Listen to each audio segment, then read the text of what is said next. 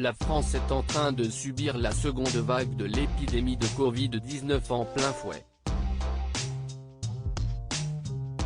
Les coulisses de cette crise, la professeure Karine Lacombe, infectiologue et chef du service des maladies infectieuses à l'hôpital Saint-Antoine à Paris, APHP, les raconte dans son tout dernier ouvrage La médecin, une infectiologue au temps du corona, aux éditions Stock.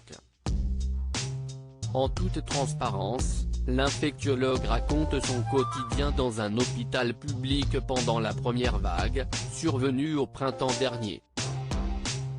Son livre, Karine Lacombe l'a réalisé avec les illustrations de Fiamma Lusati, dessinatrice et scénariste.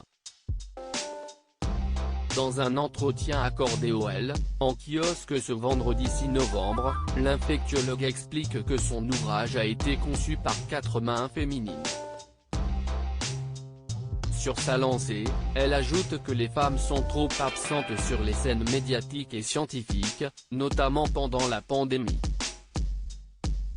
Ces derniers mois, grâce au soutien de sa hiérarchie et de ses collègues comme elle l'explique, Karine Lacombe a pu porter une voix médiane, un discours raisonné sur les plateaux de télévision où elle a été invitée, avant de préciser qu'elle a été l'une des seules à l'être.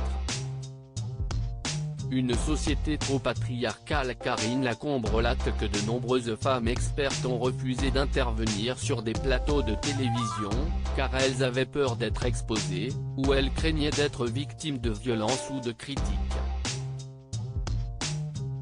L'invisibilité des femmes démontre aussi à quel point notre société est patriarcale, ajoute-t-elle, en précisant qu'à l'heure actuelle, la majorité des postes de pouvoir au sein des hôpitaux sont tenus par des hommes.